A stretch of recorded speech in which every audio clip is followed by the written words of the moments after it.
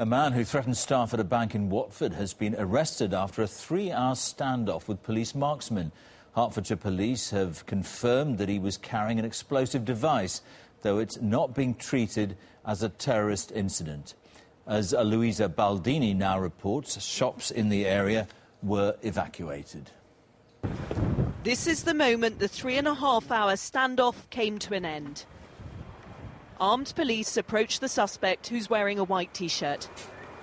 He's asked to kneel, is then handcuffed and led away. The incident, which began just after 10 o'clock this morning at the Co-op Bank, prompted police to cordon off much of Watford town centre. As shops and businesses were evacuated, hundreds of people were left stranded as dozens of specialist firearms officers descended on the scene. What unfolded over the next few hours was a complicated and fast-moving situation which came to a successful and safe resolution, with the suspect agreeing to surrender. Although everyone managed to escape from the bank, the 23-year-old man remained inside, armed with some sort of explosive device. Police have removed it from him and are now trying to establish just how powerful it could have been. A policeman came in just before 10:30, saying that there'd been a bomb threat in one of the local banks. Mark Watkins started working in the photo shop opposite the bank just 7 days ago. To have a bomb literally the other side of the road isn't a particularly good feeling to have. So, yeah, I'm glad it was resolved peacefully. I don't really like to think about what could have happened otherwise.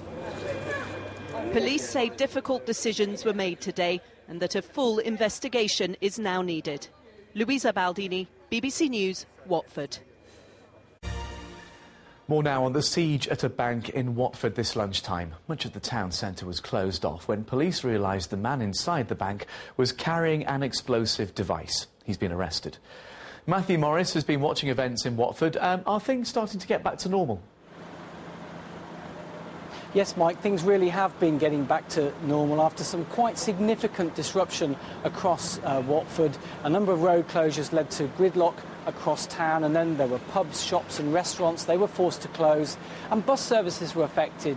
It seemed a number of buses had been stopped right in the middle of the street as the evacuation was taking place.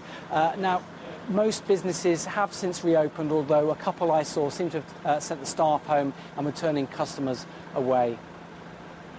And police made a point of thanking people in Watford for their cooperation today.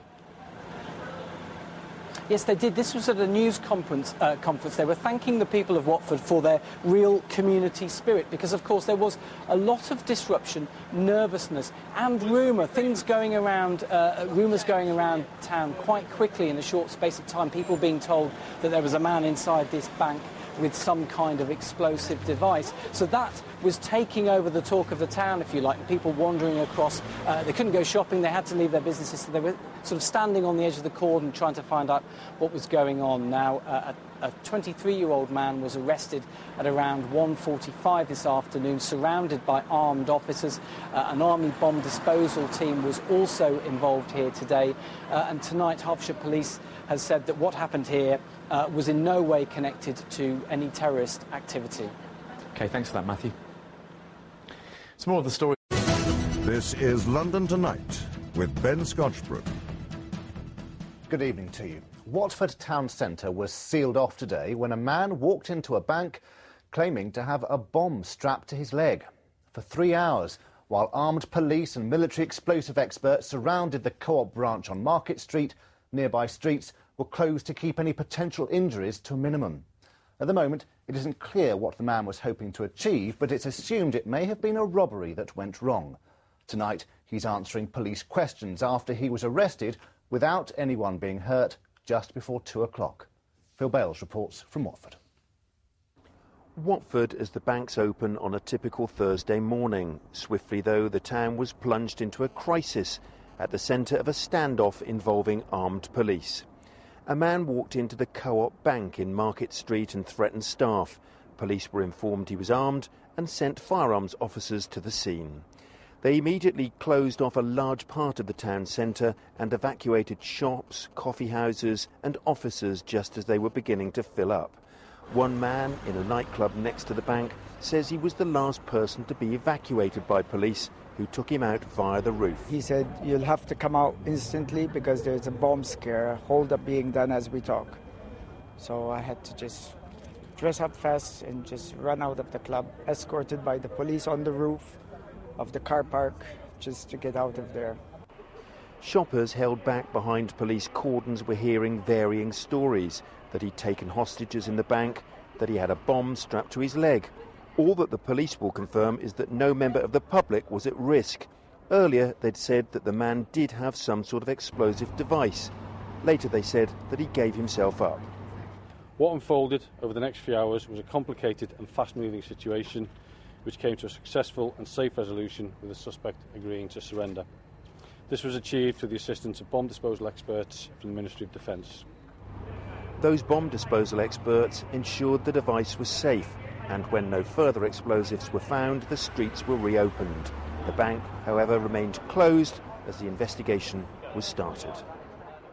Phil, there's still a lot of questions to answer this evening. What more do we know about this bomb? Well, as I told you a short time ago, lots of stories have been circulating around this town all day about this, and the one that gathered most momentum was that it wasn't actually a bomb at all. And I can tell you that just a moment ago, as we came on air, the police confirmed that it was not a bomb, it was not viable, so therefore it was a hoax. Need to clear that one up straight away.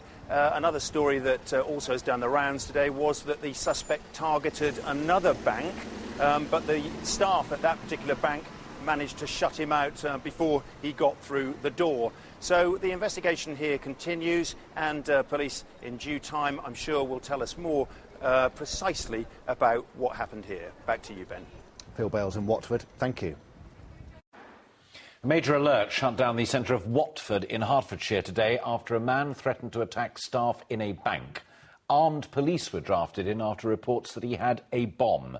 Neil Connery is live at the scene for us tonight. Neil, what have you been able to find out about this?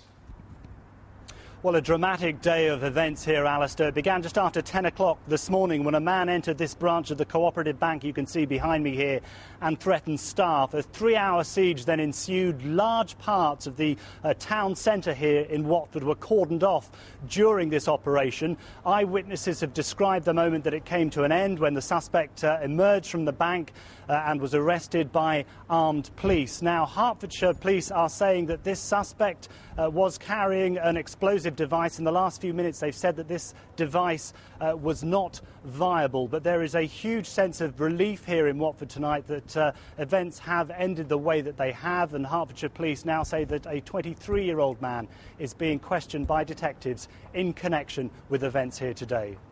Neil, thank you.